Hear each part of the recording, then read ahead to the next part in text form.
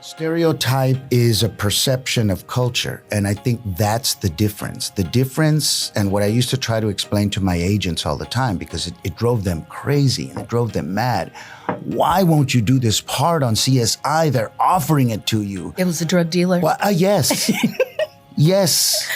It was a ne'er-do-well. It was a drug dealer. It was a rapist. It was horrible. The questionable character in, 3 or 4 different characters.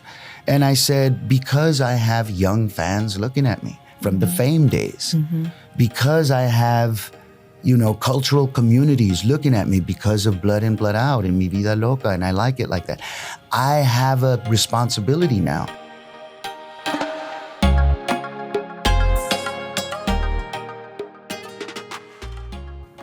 When you bring in actor Jesse Borrego into a podcast studio, you really don't know what's going to happen. And I don't have a beginning for this episode of Nosotros. We sort of started right in the middle. So enjoy this part 1 of 2 parts with Jesse Borrego. Enjoy. Blood In, Blood Out started streaming on Hulu May 1st. But how long has streaming been around? It's a 30-year-old film. It turned 30 last year. And Taylor Hackford, the director-producer, and Jimmy Santiago Baca, the writer-producer, published a book that was an homage. And it's got, the beautiful thing is it's got Adan Hernandez as one of the authors. I can paz descanse. Yes. So they have Taylor, Jimmy the writer, Merrick Morton, whose photos those all are of the film, and Adan Hernandez are the authors. But the book itself is an homage to the film, and it's so popular that it forced Disney to release finally. Finally? Yes, finally. Since then, only 2.5, 3 weeks it's been in May 1st. It's already number 5. Wow. So that's how popular the film is. But it also shows you how the business controls the flow of distribution. And controls the popularity. Why 30 years ago was this not that popular? It was. It was. What they did was they deliberately sabotaged it by changing the title 2 weeks before it was released. It wasn't Blood In, Blood Out. It was Bound by Honor. And after we had been producing it as Blood In, Blood Out for 3 years and promoting it, our press junket, which is those 3-4 weeks before the film releases, where you travel the country, show screenings to audiences, but with the press. The press then does reviews. That's the rhythm of a release, of a theatrical release. The press comes out at about the time that they're opening nationally, and that promotes the film. We got mixed reviews, right? We got from cultural perspectives, we got a kind of like, is this the same thing? But from critical reviews and mainstream reviews, we actually got a very popular review. So it was gonna be successful. It was scheduled to make about 40 million its opening weekend. Then the cultural war started, right? And then the riots happened. And so it was the perfect storm. But at that point, Disney went, we're not only going to change the title, we're not going to release it theatrically. It's talk about going straight to streaming. It was going to go straight to VHS, which in those days was a death knell. It was the end. So all of this was happening within the space of 6 to 8 months. This is after the film was finished. And so, and because of that delay is why the riots happened, and ultimately they made the decision to just kill the project. And it just stayed on a shelf. It stayed on a shelf, but actually what they did is they're very smart. Once they released on VHS, they changed the name back to Blood In, Blood Out. So now all the audiences that wanted to see it on theatrical went to VHS. So they made their money back on VHS and pay-per-view in the first 5 years. And I imagine that they also did well overseas and international I told markets? everyone, so there were two things that happened, and this was very special for this project. They decided to release this film in two languages simultaneously. People don't realize that because I dubbed my voice in Spanish. Yo doblé mi voz en español. Because once they told me they were going to do a Spanish release, Sangre por Sangre, I went, well, who's doing my voice? Who's doing my performance? You know, because I'd spent 3 years working on Fame. So that was a skill I had. I knew how to dub. I knew how to loop. I knew how to voice replace, right? So it was a skill that I found I had. So I said, hey, let me do my voice in Spanish because I know my performance and I know the Chicano caló. At that time in Mexico, they didn't recognize the Chicano culture too much in the early 90s. Oh, now they really embrace it. Oh my God, now it's synonymous with them. But I'll tell you that it's popular movie helped that. in some Asian countries too, like Japan. The car culture and the Chicano culture are enormous there. But I think films like, and not just Blood In, Blood Out, but American Me, Selena, Mi Familia, all those films kind of impacted internationally. But that wasn't recognized domestically until just recently. Remember, we were talking about the Latino wave in the late 90s, early 2000s, and it's still, the business still wasn't catching up to that. So I think for us then, looking at it critically, 30 years ago, I see where the industry actually impacted the flow. So it's wonderful to see them now going, okay, can we get something that's considered Latino cultural content and get it out there, you know? And that's one of the things we're trying to build at SAC, at UTSA, you know, even at Our Lady of the Lake has a good media program that's focusing on the cultural content. And the fact that our stories and our culture is gold right now, you know? People are interested. But how do you commercialize that? Or do you figure out a way to, protect that? You know, it's our treasure. And that's kind of what we're teaching our creatives is to be critical thinkers, you know, not just commercial thinkers. Sure, it's there now. Yeah. But what are you going to do with it? And how can you make it better for the next gen? And not stereotypical. Well, again, the stereotype is a perception of culture. And I think that's the difference. The difference, and what I used to try to explain to my agents all the time, because it drove them crazy and it drove them mad. Why won't you do this part on CSI? They're offering it to you. It was a drug dealer? Well, yes. Yes. It was a ne'er-do-well. It was a drug dealer. It was a rapist. It was the questionable character in, 3 or 4 different characters. And I said, because I have young fans looking at me from the Fame days, because I have, cultural communities looking at me because of Blood In, Blood Out and Mi Vida Loca, and I like it like that. I have a responsibility now. And this happened back in the 90s, right after Blood In, Blood Out, Mi Vida Loca, Con Air, which was my biggest commercial success, and a bunch of films that I had done. I had a 4-5-year-old daughter. And I said to myself, what am I going to say when she asks me, Dad, what were you doing when I was 4 or 5? And I go, that. And she sees a drug dealer. And at that time, they were already starting with the supernatural element in the type of stories they wanted to do. Remember Vampires, Interview with the Vampire had just come out. So they were starting to weave that element into the episodics, right? Well, it's very detective story centric, right? That's a look at the success of CSI. And I love zombies. Okay. So they were starting to put that element into the they kind of backed off of it, but at that time they were trying to blend them both. Weird, right? Genre bending. So they were coming out with these series like Brimstone. What was the other one they did? Where it was supernatural, but it had a detective kind of story to it. Yeah. There's been several of them. Yes. On just like But they didn't last too long because it was too hard to gen. Walking Dead then came out and said, look, let's just stay in the genre. And we've got the action, suspense, but we've also got we don't have to stay in the modern detective story thing. And you were in one of the Walking Deads. Fear the Walking Dead. Fear the Walking Dead. But talk about avoiding negative characters. So they kept offering me when The Walking Dead came out, they wanted every actor that's known to be in those genres. Well, I kept saying no because every character was either a victim of the zombies or, a sad character or an evil character or, and I said, You were a lovely character. Ruben character. Blades said, that's one of the most compassionate characters I have ever seen in the zombie world. Well, I had to wait for that character. I mean, that franchise was 14 years old by the time they got to me. So I kept saying no, no, no, no. And finally they came up with a character who was possibly an ex-seminarian, was homeless in the streets when the apocalypse happened. So he was a survivor. He was doing well, but he was also a water bearer.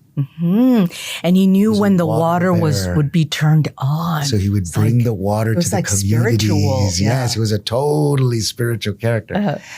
But the fans of that character, who were the producers of that show at that time, and that's one of the reasons that Fear the Walking Dead went to Mexico, because they were actually filming at Rosarito Beach at Baja Studios, which is all Mexicanos. Beautiful place. So for a second, I was sitting around going, okay, am I dreaming? Because this is my dream. This is my Spike Lee dream, where I'm looking around and every crew member, every studio personnel is Latino, is Mexicano, and they were my fans. So they were walking around going, oh my God, Cruzito's here. I tell this hilarious story that when we were working in Tijuana, because we were actually filming at the Tijuana Dam, and I love Tijuana because it's such a beautiful, beautiful city. Playa Tijuana reminds me of Venice in the 1980s, Venice, California, which is where I grew up and raised my daughter there in my early acting years, right? So to me, I saw a lot of similarities with the communities. So being in Tijuana, filming in the streets to me was like nothing, right? It's very comfortable. But there was a moment when we were hanging out in the Tijuana River and we were hanging out, and I was relaxing there on the set, and I hear, excuse me, perdón, señor, pero tú eres Cruzito? And I turned around and, expecting to see some fans. Allah, there was 30 zombies, 30 Mexican zombies looking at me like, with bandanas, dressed like La Calle, but they were zombies because they would use the locals as zombies. And they're looking at me going, ¿tú eres Cruzito? And I said, seguro que sí. ¿Podemos tomarnos un retrato? Pues seguro que sí. So there's a picture in Mexico with me and 30 zombies throwing the Vatos Locos. Wow. Right? Throwing the, 30 zombies. I was like, wow, that's beautiful. I want that picture. Yes. It'll surface somewhere on social media today. But this, to me, just constantly reinforced that idea I have always felt, that Chicano culture is a bridge. We've always been a puente between la gente, los recién llegados, our immigrant communities. For years, when I lived in LA, and again, even though the film got squashed, there was always fans.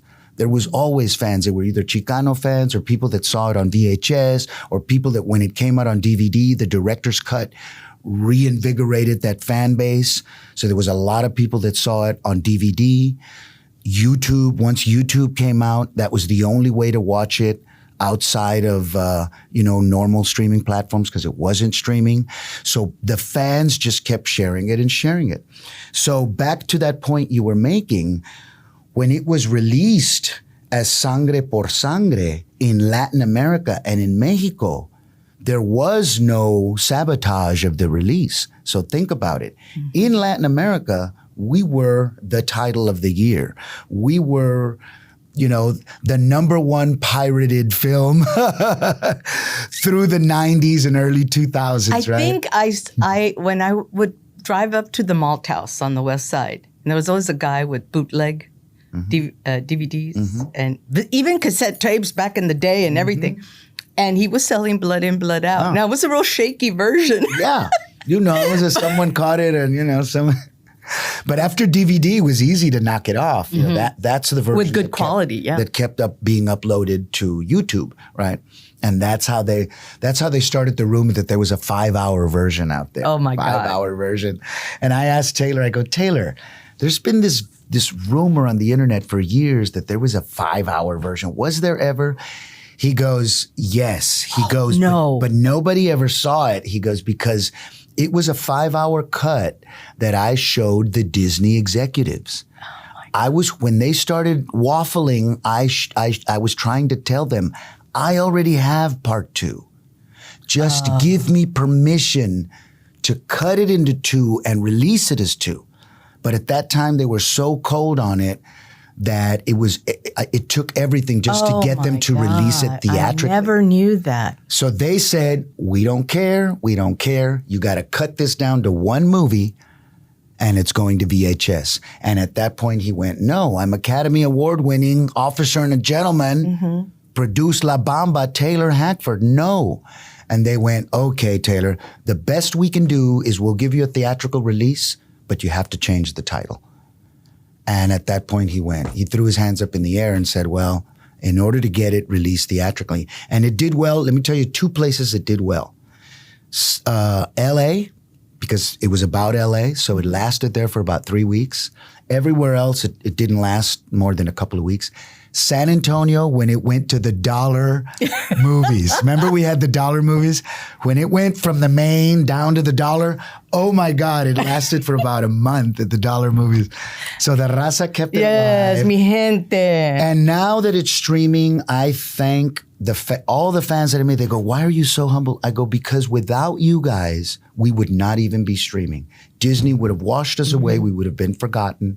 You guys kept it alive, kept it popular in the cult world. Over the years, we had, reunion events. In 2017, we had an enormous reunion in downtown LA. Plaza de la Cultura did a wonderful free screening there. And Taylor Hackford, Helen Mirren, his wife, was there. Ugh, love her. She's have you seen her on the internet with her Vato Locos Oh my Forever show? God, she is fabulous. So, she was on the set with us because at that time she had just gotten together with Taylor. So she was a ruca loca, dude, hanging out in East LA with us. And she's so supportive of him that she shows up to all of the screenings and events. And it's like the queen is here with us. Look out. We've made it. The crown, absolutely. Yes. So to me, that type of, personal investment in that project kind of has kept it afloat. And now 30 years later, there's like a resurgence. And now on Hulu, this 30-year movie, since it started streaming 3 weeks ago on May 1st, it's number 5 on Hulu. And a whole new generation of people are seeing it. Okay, I have to share a story. And it wasn't a story I read during the 30th anniversary. So it's been a while. Yeah. But it stayed with me. And they quoted this guy who said that he had a couple of versions of the movie, including DVD. He even had like an old-fashioned VHS. And he had to have it on all the time. It was in the background of his life 24/7. It was comforting to him as he did other things to listen to the dialogue. That's art, though. Don't you think that's art? And I think that the challenge for me, so let me tell you how the story happened. So Taylor knew me not only from my work on Fame, right? Where I played, that I was a dreamer on Fame before that. Before a dreamer. And I watched that show and I didn't recall that. Everybody thought I was Puerto Rican because performing arts, the high school is based in New York, right? And the character, that was in the film was half Puerto Rican in the actual film, right? So they thought, oh, that's the Latino that's good. Michael DiLorenzo, who also was a Latino student on the original Fame episodes, is Puerto Rican as well. So they thought that's what this character is. Well, my backstory, because I am Chicano, Mexican-American, and all of our characters that year, we were the new kids, me, Nia Peoples, and Janet Jackson. Our characters were based on our biographies. So they took us in, the producers, they asked us questions about our childhood, and then they gave us stories that were based on that. So it turns out that my character, Jesse Velasquez, was from Juarez. He was living with his family in El Paso. They got raided by La Migra and the family got sent back and he escaped, made his way up to New York, was living by himself above a bodega and getting himself through high school, trying to be a star because he wanted to make it and bring his family back. That was his story. Mm-hmm. And then I got busted in an episode and I had to sing for my green card. So years later, when I thought about it, I went, you're a dreamer. I was a dreamer character, undocumented, on series television in one of the most popular American series. Mm-hmm. Wow. Talk about being able to play an authentic character. Mm-hmm. Not a gang member on NYPD Blue. And his name was Jesse Velasquez. Not Jesus Velasquez. Not And again, just the parallels and the overlaps. And, I thank Creator constantly for putting me in a position to be myself, because I really was consciously thinking of those things, but I did not have the power in the industry to make those calls. And I realize that now. So I got away with murder that Debbie Allen was in love with me and gave me the freedom that the producers went, well, what do we do with this character? Well, why don't we just base it on Jesse Borrego's life? And, why don't we make him then, this and that? And now we've got an episode to write. And the character and the writers at that time were really pushing the boundaries. It was a truly diverse show, right? You're talking about African-American characters, Asian characters, Latino characters, street stories about pregnancy, teen pregnancy, stories about addiction, stories about teen suicide. There was an episode where I was a late night DJ, one of my side jobs, because we were always doing little things like that as student characters. And I had to talk and sing a young lady down who was talking about suicide. Talk about mental health, young people's mental. We were way ahead of the curve. But as actors and as young performers, we were getting a chance to do this. So again, I look at fame, and every time I see Debbie, I go, thank you, Debbie. Thank you, because you guys gave me an opportunity to start this business. That was my first business, with a 3-year job where I could really act and be myself. Not a stereotype, not a side character who came on every once in a while, to tell the main character some tidbit or something, which is the worst in series television, right? But to actually be able to use my voice. And then singing and dancing. Singing in Spanish, which I got to do because for the Fame auditions, when I wanted to set myself apart. So the Fame auditions were actually an open audition. At that time, I was a student at California Institute of the Arts. I'd spent, after being in the barrio here and learning from barrio theater at our local, Parks and Rec, Norm Oil, I used to write my own little one-act plays and perform them with my brother. Harlandale High School, the Guadalupe. After doing all of the local scene and going to Incarnate Word and studying theater there, I realized that I didn't have what I wanted yet. So my friend had just gone, Rene Rivera had just gotten into Juilliard in New York, and he was from Harlandale High School, drama club, and I was in a... Where is he now? Now he's in LA. Rene Rivera worked a lot with Brian De Palma. He worked a lot with, Peter Sellers, the director. I need to catch up with him. Yeah. Yes, you need to get Rene down here. But I started with Rene. He was one of my, he was an upperclassman, my sister's age. So they were the alpha performers, my sister, Rene. So I looked up to them in high school. Well, when we became the de facto next guys, he took me under his wing and we became best friends. He got into Incarnate Word. And they had just built the brand new Elizabeth Huth Maddox there at Incarnate Word, that theater that's still standing. 1980, Gregory Peck comes to San Antonio to cut the ribbon because my mentors, my teachers, Ronnie Ibbs and Maureen Halligan, had been with him in the, the great Irish theater acting troupe, the Dublin Players. I didn't know that. Gregory Peck was here. I love him. Gregory Peck. Well, the nuns at that the Sisters of Incarnate were all Irish, and they brought Maureen and Ronnie to teach at Incarnate Word, and they built the theater program there with Richard Jones. And so they, at that point, and Richard Jones works a lot with Tommy Lee Jones. Do you know Richard Jones? Local actor, one of Tommy Lee Jones. Related? He's in all, I don't know if they're related. Oh.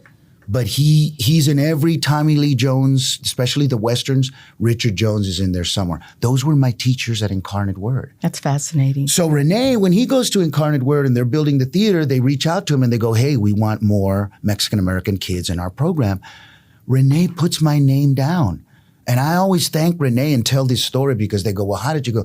I go, man, there was this young actor named Rene Rivera, and I knew him from high school drama club, and he put my name in and got me to Incarnate Word when I did not have the grades, I did not have the money, and this kid got me in, and we wound up becoming, company partners.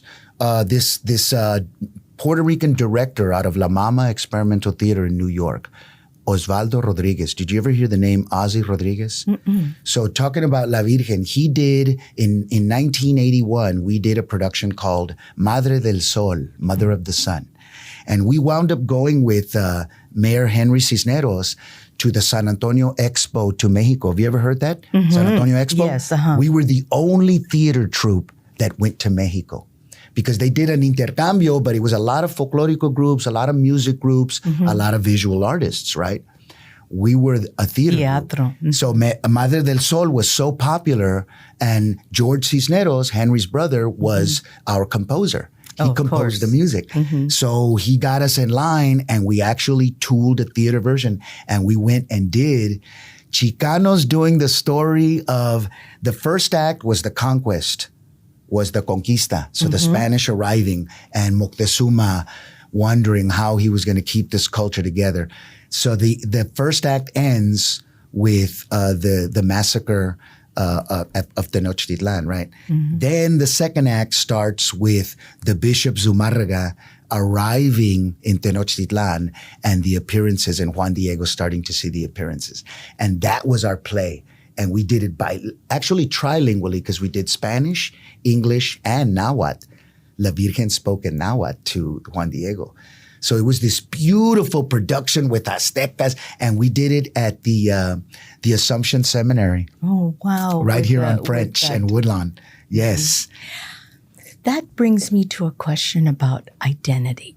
Because you're clearly a Chicano, you're clearly a Mexican-American, but you are Native American. And when I've done stories about Native Americans, local guy, Ramon Vasquez, you know him well, says, Mexican Americans are just the biggest Native American tribe in the United States. Truly.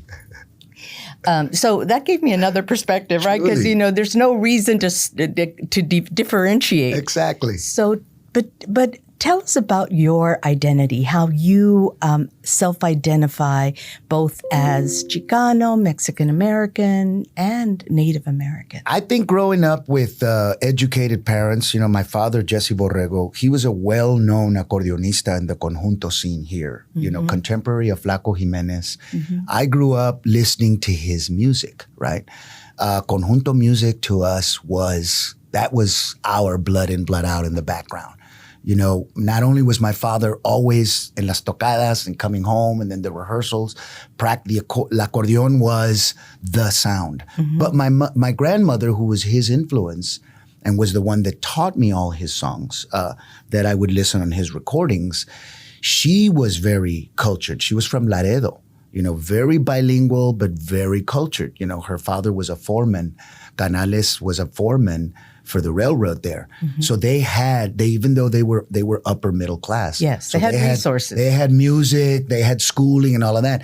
Well, she took all of that musical influence, bilingual influence, and fed it to my father, who then that's what we grew up with as kids. So even in later years when my father wasn't around in my childhood and it was my grandmother and it was those influences constantly fed us, right?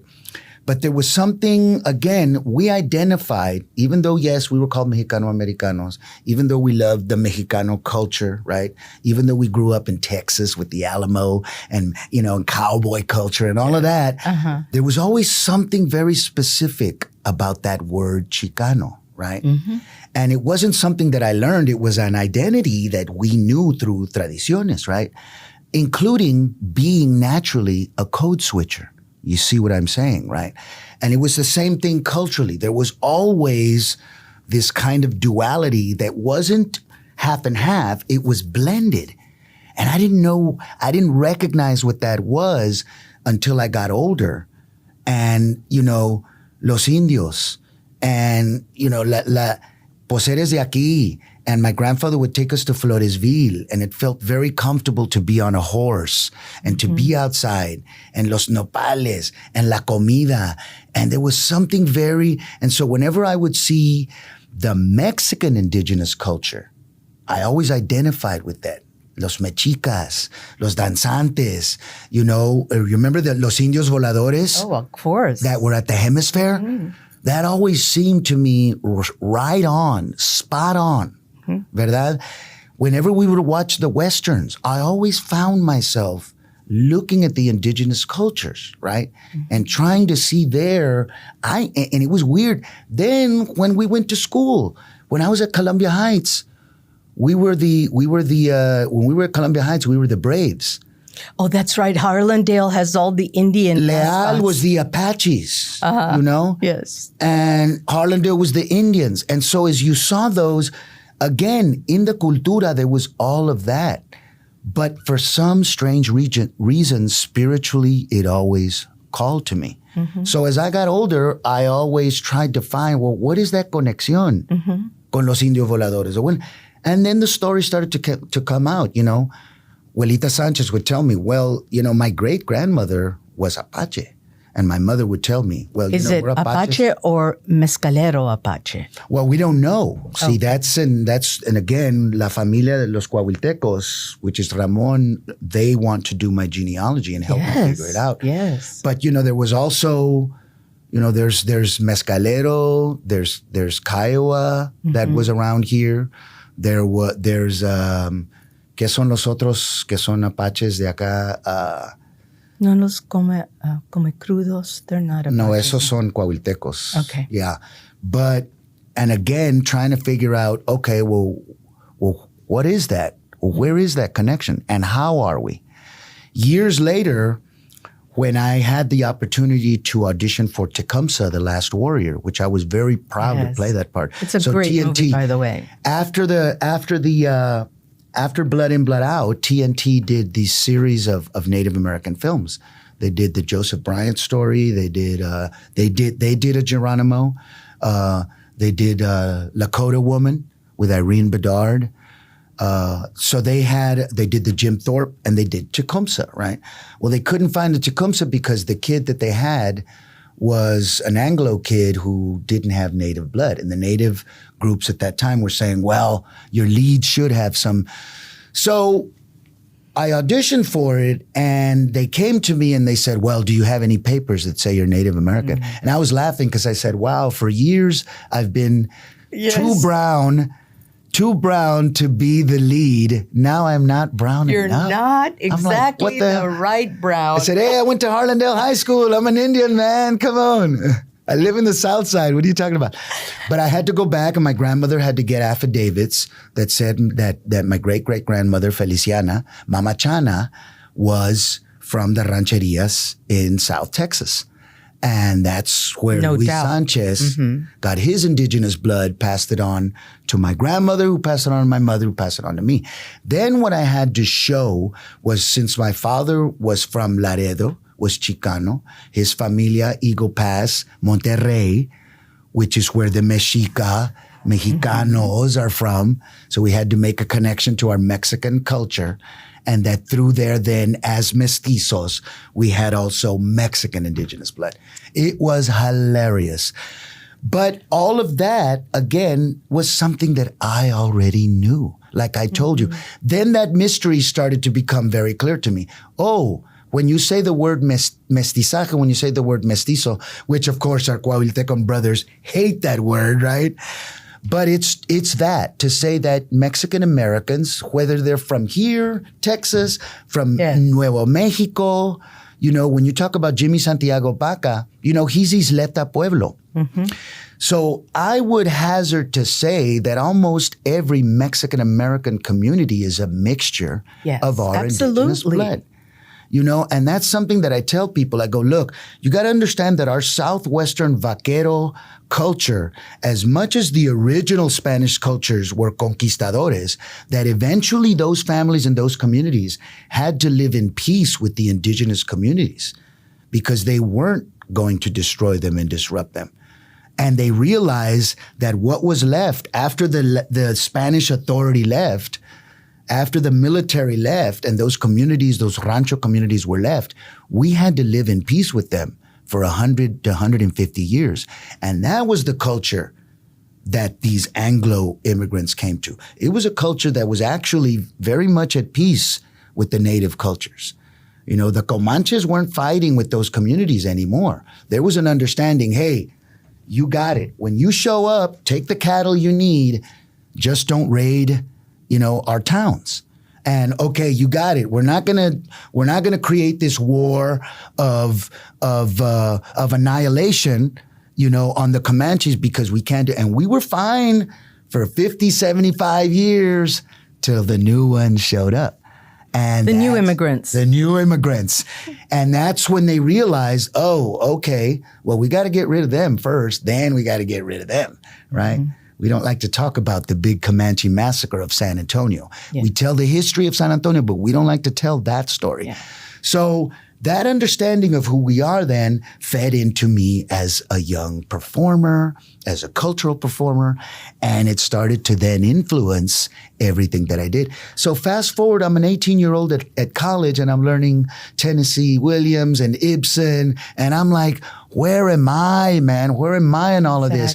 So when the opportunity came to work on Madre del Sol with Ozzy Rodriguez and Rene Rivera, Rene played Juan Diego and he played Moctezuma to make the connection of the characters from the first act to the second. Mm-hmm. So I'm looking up at Rene going, wow, here's my hero. I'm playing his second in command. I'm playing all these characters, so I'm doing what I like to do.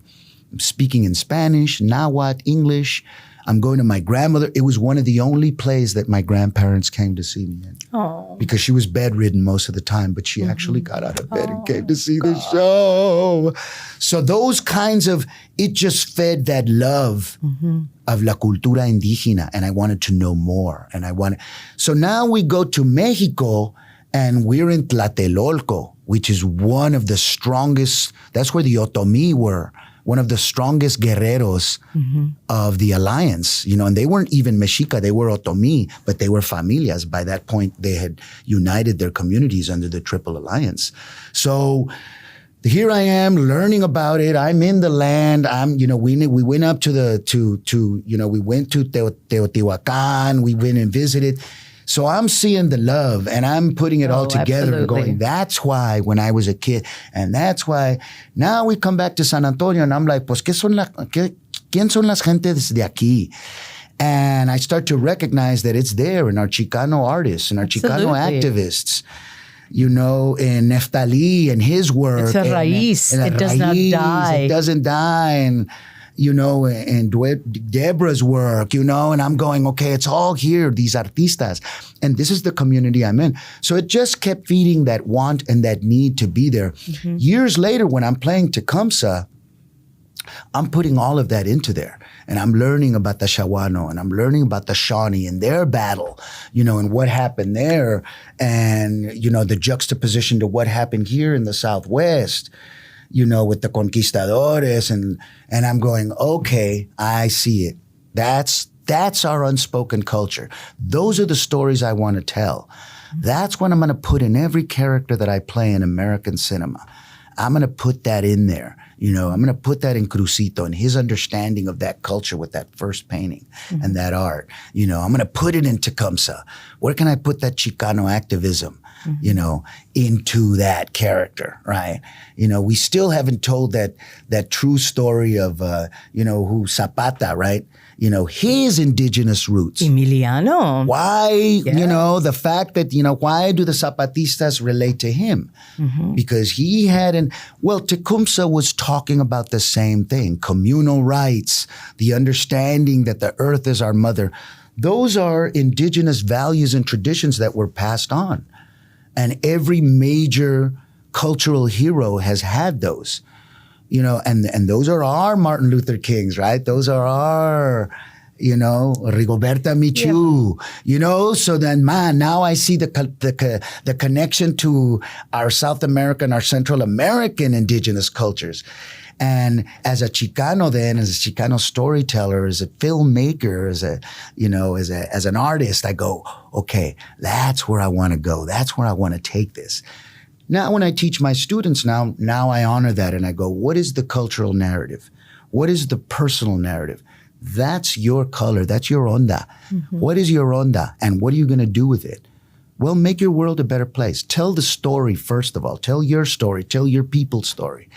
And within the whole universality of us, that's going to make the world a better place, because then you're going to understand what's happening in the Middle East from a different perspective. Oh, definitely. Then you're going to understand what's happening right at our border, where the same thing is happening. That's why it's had such a draw to Latino, Chicano, Mexican American students at The UT students, in California, they recognize it. The Chicano students in California, they are so activated right now. Yes. You know, and they're on the front lines. That's right. But that's because they've taken those responsibilities on, you know? And they see the parallels of our people.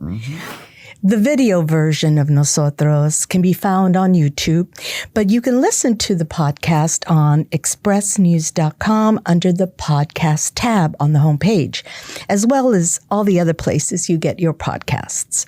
My Metro column appears Wednesdays and Fridays in the Express News, and my email address is eayala@express-news.net.